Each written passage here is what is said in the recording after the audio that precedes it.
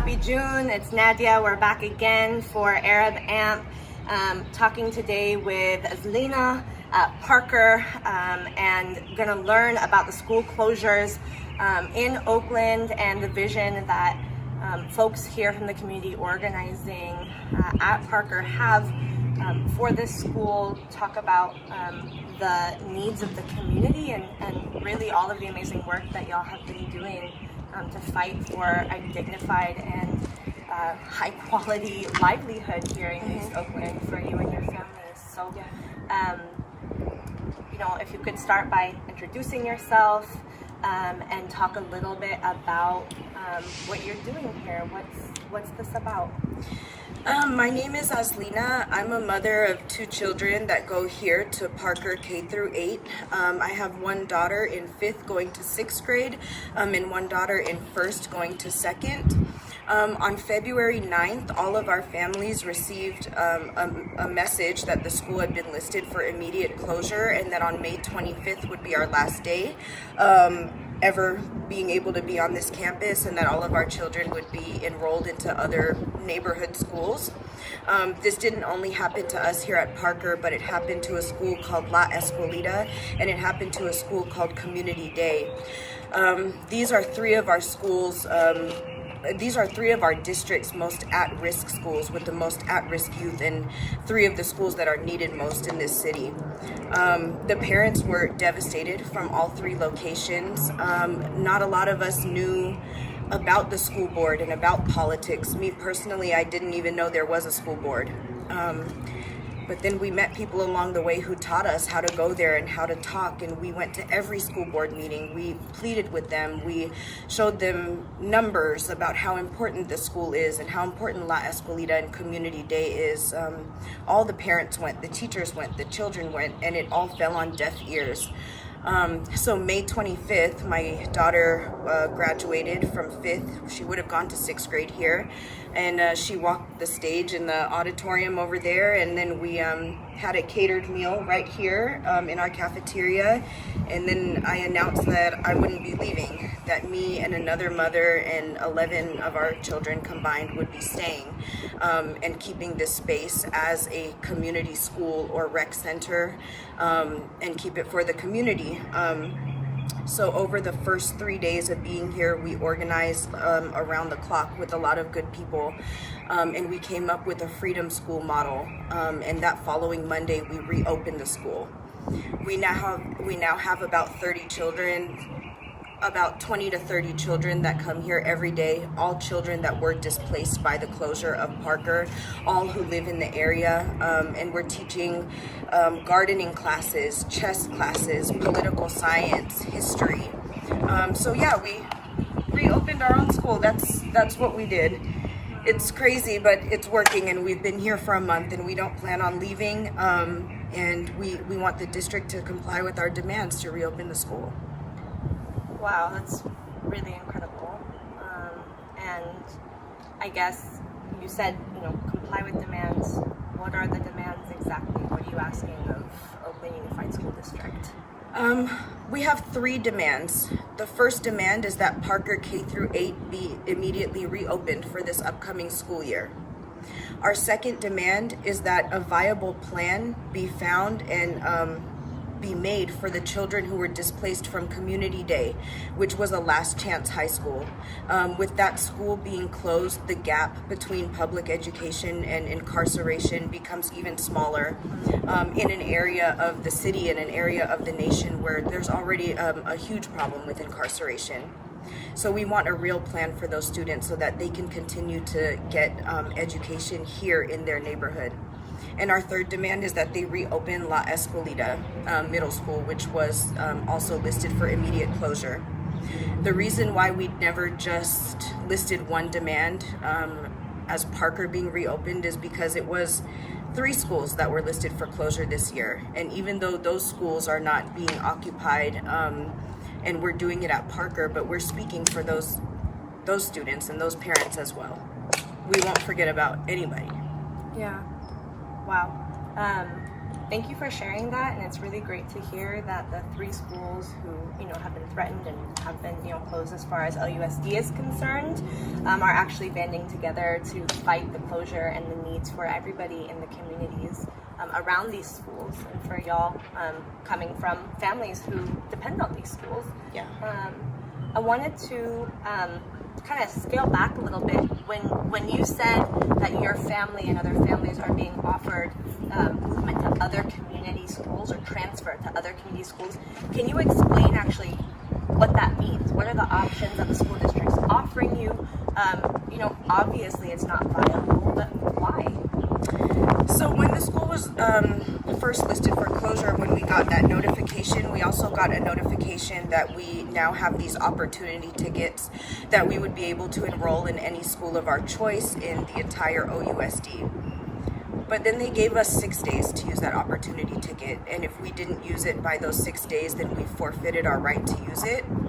Me being a single mother, a working mother, just like everybody else, how do you find a school in 6 days during a business week?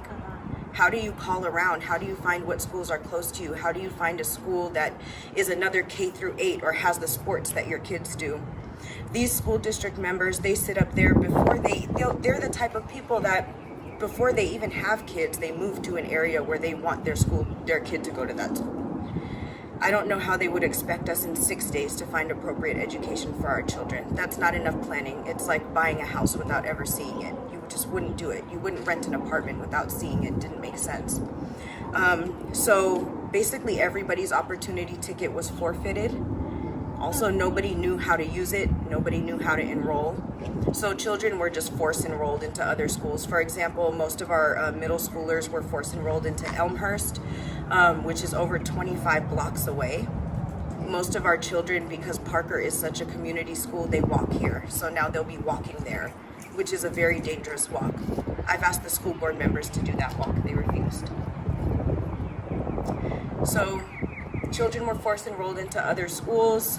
Families were split up at Parker because it is K through 8, and because a lot of people here have multiple children. There's families of 4, 5, 6 who all their children went here, and now they're going to 3, 4 different schools. That's really hard for one parent to drop off all around town. That can cost you your job. So that's essentially why we're here, because this whole process of everything that happened was just so inequitable, and it was just, it wouldn't have happened if it was a school in the hills. But it happened to us here, of course. Mm-hmm. And what do? Do we just keep letting things happen and then just rebuild? Or do we do something about it? This time we did. How do you feel like the community turnout has been? I mean, you talk about the challenges that yourself and other members of this community, are under, right? To be able to live in this extremely expensive environment, even in an area like Oakland, East Oakland, that don't have as much access to public services. I mean, you yourself earlier were telling me that there aren't rec centers around. There isn't a lot of open or green space in terms of public services. As a result of the sit-in and the liberation of this building, the janitorial services have been cut, the garbage and other services have been cut. How are the other families reacting to this, and what are some things that we can do as a community to come out and to support? How do we plug in? What do you need from us as members of the community? Yeah. The immediate community around here is very supportive.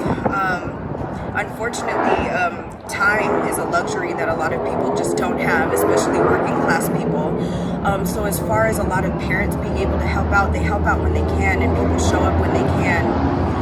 We've hired people actually from the community and have people here who are running classes, are serving lunch. They help out with cleaning. So the community has showed up, and on a regular day we have so many kids in and out of here, which is the exact purpose of what this building should be, a safe place for kids to come while their parents are working away 2, 3 jobs.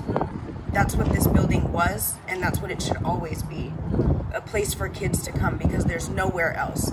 There's no other parks. There's no other rec centers. There's no other schools. If this place is closed, then kids will just be hanging outside. Doing what? Looking into the yard, wishing they could play on it? That's really messed up. But if anybody does have the luxury of time and can plug in, then definitely stop by and help us do things that we need to run a school, like custodial work, take out the garbage, help assist with the kids, help create projects for classes, things like that. Be here so that the district is not so easy for them to come change the locks, things like that. We want to stay here for as long as we can, and we need more people to help. Thank you so much for taking the time to let us know what's happening. And I think just in terms of plugging in, we'll make sure to drop in contact information to maybe get like schedules or timing. Are there particular tutoring services that you all need, or is there a donation link that we can send folks to help run these programs? Yeah, donations are very helpful because as this thing progresses and as it grows, we want to, especially for the people who have been here every day, people who have been teaching every day, tutoring every day, people who've been solidly sleeping here and holding down the space, we want to be able to compensate those people because this has turned into more than a full-time job. It is. So donations are welcome. You can follow on Instagram at save.parker.school, and there's a GoFundMe link in there and also a Venmo.